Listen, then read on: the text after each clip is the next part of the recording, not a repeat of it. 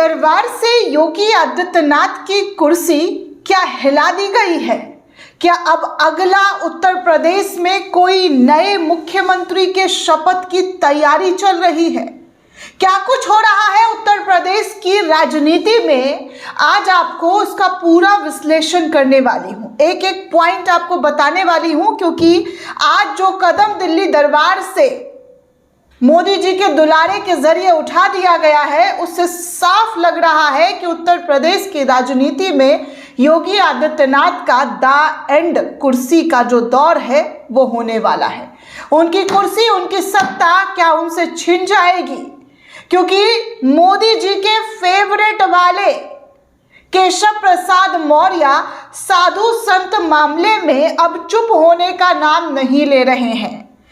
अब जो उन्होंने कदम उठाया है वो सीधे तौर पर देखा जा रहा है कि दिल्ली दरबार से शायद उनको साधु संत को मनाने के लिए शंकराचार्य अभिमुक्तेश्वरानंद जी के पास भेज दिया गया है। उत्तर प्रदेश में एक तरफ योगी आदित्यनाथ साधु संत शंकराचार्य के खिलाफ बयानबाजी दे रहे हैं, तो वहीं दूसरी तरफ शंकराचार्य लगातार दिल्ली में पैठ करने की बात कर रहे हैं और योगी आदित्यनाथ को घमंडी मुख्यमंत्री के तौर पर बता रहे हैं कि उनको सत्ता का घमंड हो गया है, गुरूर हो गया है, और वो जिस तरीके की कोशिश कर रहे हैं उससे साफ तौर पर उनको इस कुर्सी पर अब बैठने का अधिकार नहीं है। एक मुख्यमंत्री हठी नहीं हो सकता है, हठधर्मी नहीं दिखा सकता है, ऐसा शंकराचार्य लगातार बोल रहे हैं। और अब उनके बोलने के बाद एक बार फिर से केशव प्रसाद मौर्य सीधे प्रयागराज पहुंच गए हैं। इन तमाम मामलों को कैसे देखा जा रहा है और किस तरीके से देखा जा रहा है, इस पूरे रिपोर्ट में आपको बताने वाली हूं। आदाब, नमस्कार, जय हिंद दोस्तों। योगी की कुर्सी डगमगा रही है। शंकराचार्य विवाद में केशव मौर्य की एंट्री और दिल्ली दरबार का बड़ा खेल। उत्तर प्रदेश की राजनीति में इस वक्त शांति नहीं, सियासी तूफान आ गया है। एक तरफ मुख्यमंत्री योगी आदित्यनाथ तो दूसरी तरफ शंकराचार्य स्वामी अभिमुक्तेश्वरानंद सरस्वती, और ठीक इसी बीच केशव प्रसाद मौर्य की अचानक से सक्रियता। तो सवाल तो भैया उठता है कि क्या खेला हो रहा है? क्या यह सिर्फ सम्मानजनक मुलाकात है या फिर यूपी की सत्ता में बड़े बदलाव के संकेत हैं? पिछले कुछ दिनों से शंकराचार्य और योगी सरकार के बीच बयानबाजी तेज होती हुई नजर आई। शंकराचार्य के शिविर पर हमला, प्रशासन की भूमिका पर सवाल और फिर योगी आदित्यनाथ से जुड़ा विवादित बयान, जिसे साधु संत समाज ने सीधे सीधे अपमान माना। और उसके बाद शिविर पर हमला, धक्का मुक्की, योगी आदित्यनाथ के समर्थन में नारा, ये सब कुछ बड़े संकेत दे रहे हैं। यहीं से मामला जो है धार्मिक से राजनीतिक बन गया, और यही वो मोड़ है जहां दिल्ली की नजर यूपी पर टिक जाती है। अब कहानी में एंट्री होती है उप मुख्यमंत्री केशव प्रसाद मौर्य की। वो शंकराचार्य से मिलने पहुंचते हैं और कहते हैं, मैं तो बस उनके चरणों में साष्टांग प्रणाम करने आया हूं। जी हाँ, केशव प्रसाद मौर्य अचानक से शंकराचार्य से मिलने पहुंच गए हैं आज, और कह रहे हैं कि मैं तो बस प्रणाम करने आया हूं। लेकिन राजनीति में बस प्रणाम कभी बस प्रणाम नहीं होता है दोस्तों। प्रश्न उठता है, क्या यह व्यक्तिगत श्रद्धा थी या फिर राजनीतिक संदेश? राजनीतिक गलियों में एक चर्चा और भी तेज है। वो चर्चा है केशव प्रसाद मौर्य को हमेशा से दिल्ली दरबार का फेवरेट माना जाना। हमेशा से केशव प्रसाद मौर्य को लेकर कहा गया है कि वो दिल्ली दरबार के काफ़ी नज़दीक है, काफ़ी फेवरेट है।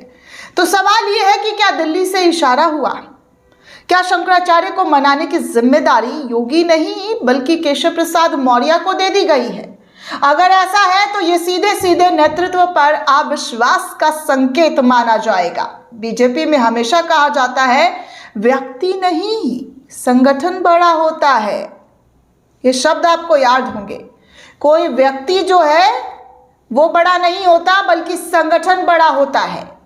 और योगी आदित्यनाथ का प्रशासनिक कंट्रोल मजबूत रहा है, लेकिन संगठन और संत समाज से टकराव कभी भी हल्का नहीं लिया जाता।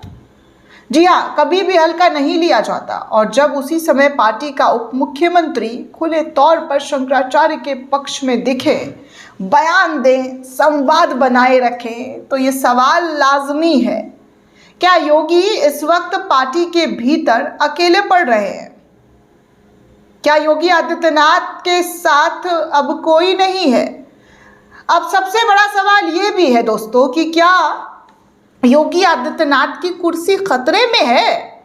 राजनीति में कुर्सियां बयान से नहीं संकेत से गिरती है, और संकेत ये है संत समाज की नाराजगी, शंकराचार्य का खुला विरोध, केशव प्रसाद मौर्य की बढ़ती सक्रियता, दिल्ली की चुप्पी।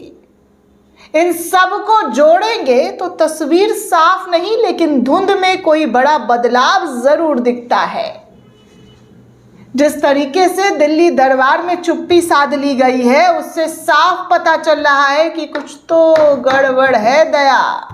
अगर ये विवाद और गहराया तो बीजेपी के सामने 3 विकल्प होंगे: योगी का खुला समर्थन, संत समाज को साधने के लिए सत्ता में संतुलन बनाए रखना, या फिर नेतृत्व में बदलाव की तैयारी। और वही इस वक्त दिखाई दिया जा रहा है, केशव प्रसाद मौर्य की सक्रियता।